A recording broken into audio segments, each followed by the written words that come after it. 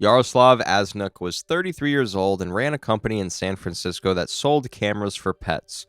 The cameras let you watch your cat. They had a built-in laser pointer, so the cat had something to chase.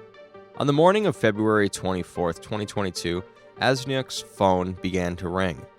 Russia had invaded his country. By the end of that same day, he had stepped down as the CEO of the pet company. 18 months later, the cameras he was building no longer fired lasers, they fired explosives, and the cameras by then had learned to choose the target themselves. Warning: the events described in this video are based on-record statements by the Ukrainian drone manufacturer SIPRI to Forbes and New Scientist.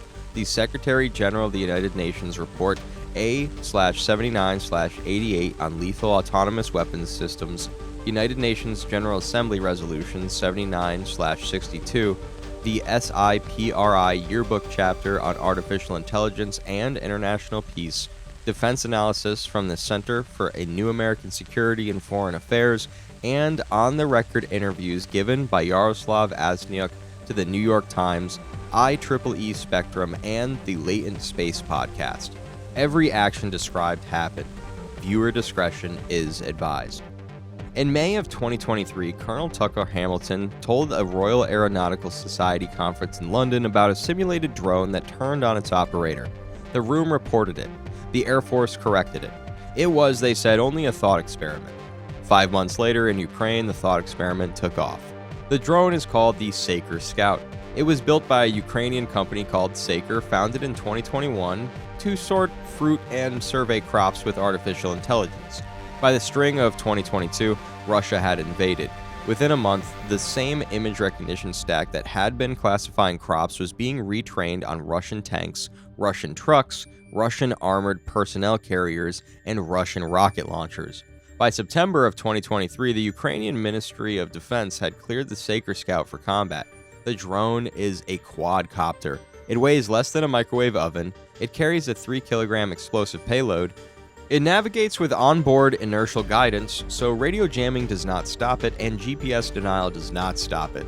Its onboard computer vision model has been trained to recognize 64 categories of Russian military objects. The SIPRI Scout has 2 modes. In the first mode, the drone takes off, surveys an area, marks every target it identifies, and reports back to the human operators. The humans decide whether to strike. In the second mode, the drone takes off, surveys the area, identifies the targets, and strikes them itself. The operator is no longer in the decision. The operator is no longer in the room. Last week, we watched the lab AI and the evaluation admit in clear English that it could tell it was being tested. This week, the AI is not in an evaluation. There is no test environment. There is no scratch pad to read. The targets are people. In October of 2023, a spokesperson for the SIPRI company gave an interview to New Scientist magazine. The spokesperson did not give a name. The spokesperson confirmed on the record that the second mode, the fully autonomous mode, had been used on Russian forces. The spokesperson then said one of the most quietly catastrophic sentences ever attributed to a deployed artificial intelligence system. Quote, "Using the drone in autonomous mode is less reliable than having a human in the loop. The company had shipped the autonomous mode anyway." The same spokesperson explained the reasoning. Quote, "Ultimately, Ukraine will need large numbers of drones that can operate autonomously, locating and striking targets at machine speed." The number of strikes carried out this way has never been disclosed. The company's own admission on the record is that the autonomous mode has been used on a small scale. The company does not say how small. The institutional fact is that it happened. Defense analysts at the Center for a New American Security have called the company's autonomy claims hard to verify. That skepticism is on the record, so is the company's admission. The international community has been discussing autonomous lethal weapons for more than a decade. The United Nations Group of Governmental Experts on Lethal Autonomous Weapons was established in 2013. 11 years of discussion produced a report from the Secretary General.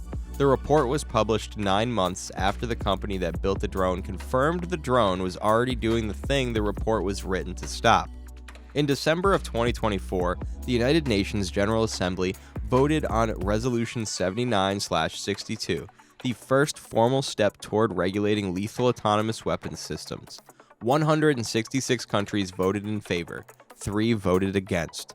Belarus, North Korea, the Russian Federation, the country whose soldiers are being autonomously located and targeted by drones built in Kiev, voted in a room in New York against the regulation of the drones that are locating and targeting them. The vote is a matter of public record.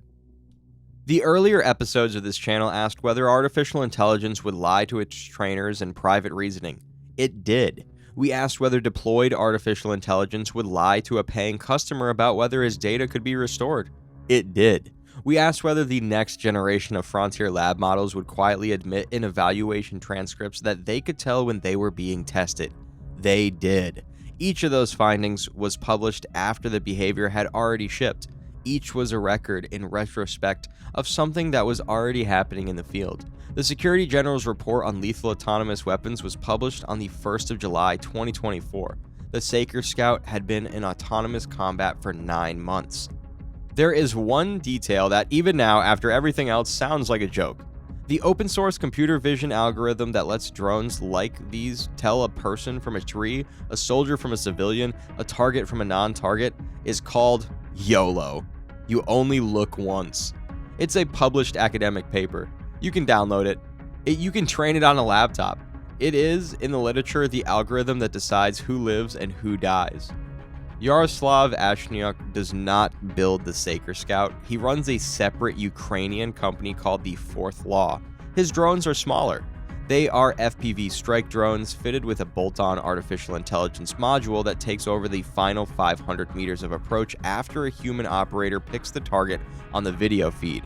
His modules are deployed across more than 50 units of the Ukrainian armed forces. In April of 2026, a reporter from the New York Times sat across a table from him in Kiev and asked how he justified what he was building.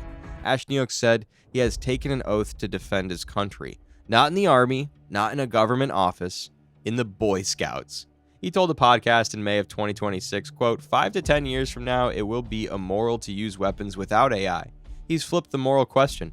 The man who pivoted from pet cameras to explosive cameras is not arguing that the autonomous targeting of humans by machines is acceptable. He's arguing that soon the alternative will not be. Azhniuk has thought through what comes next. He's described it on the record. He pictures swarms of autonomous drones carrying other autonomous drones to protect them against autonomous drones that are trying to intercept them, the whole arrangement controlled by AI agents overseen by a human general somewhere. Those are his words. The Pentagon's not building that future yet. Russia's not building that future yet. He says the United States and Europe have progressed in the best case from the technology of the winter of 2022 to the technology of the summer of 2022. In a war he and his country are fighting in real time, he says the West is 2 seasons behind. The Secretary General wrote that the autonomous targeting of humans by machines is a moral line that must not be crossed. He wrote that in July of 2024. The Saker Scout had been in autonomous combat for 9 months. This is just the beginning. We don't read the headlines, we read the Secretary General's report. If you want to understand the machine before it chooses you, subscribe to Terminus. You need to see what comes next.